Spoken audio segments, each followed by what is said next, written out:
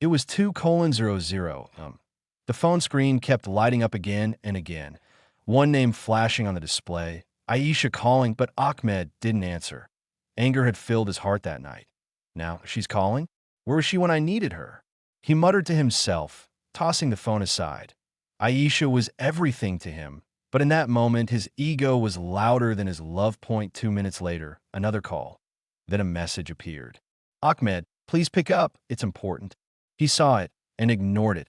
I'll talk to her in the morning, he thought. The night was long.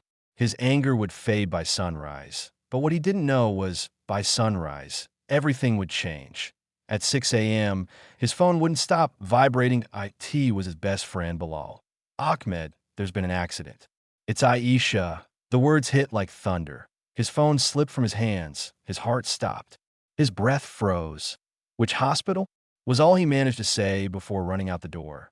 When he reached the hospital, chaos filled the air. People crying, doctors whispering. And there, under a white sheet, lay the one person he thought he'd have forever. He couldn't move. His knees gave out. Trembling, he lifted the sheet and saw her face, peaceful, silent. A nurse came forward and handed him Aisha's phone. She was holding this when we found her, the nurse said softly. Her last call was to you. Ahmed unlocked the phone. The call duration read, midnight. The call had never connected. Then he saw it. A voice note that Aisha's voice, trembling, emotional, still full of love. Ahmed, if you're listening to this, please don't be angry. I just wanted to say I'm sorry, and please don't leave me. You're my whole world. If I said something wrong, forgive me that I don't know why, but I feel like time's running out that I love you. As he listened, his eyes filled with tears, he collapsed onto the floor, holding the phone to his chest. Everything that mattered was gone. In one missed call. Later back home, he opened her small diary, pages filled with her handwriting. Don't forget our first rain. Smile more, idiot. And one small note taped to the last page. If someday I'm not here, just remember, I loved you even in silence. Tears dropped on those words. He finally understood. Love doesn't die. It just waits in silence.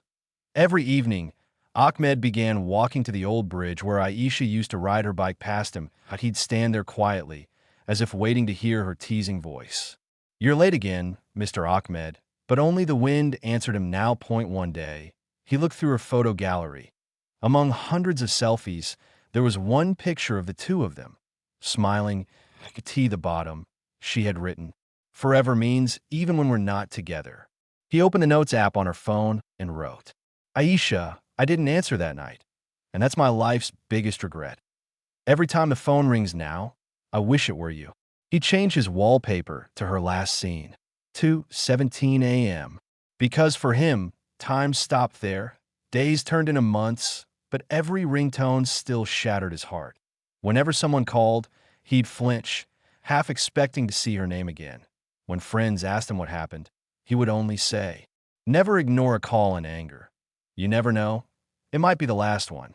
A year later, Ahmed uploaded a short film on YouTube titled, The Last Call, dedicated to Aisha. The video went viral overnight. Thousands of people commented, I lost someone too. This made me cry. We all have that one call we wish we answered.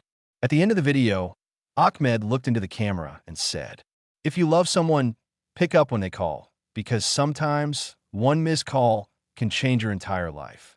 Final message/call to action for viewers.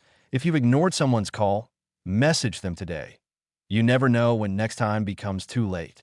Tone. Emotional, cinematic, realistic, deeply touching, perfect for a short film. Emotional reel or story narration with music, piano plus rain sound plus reverb.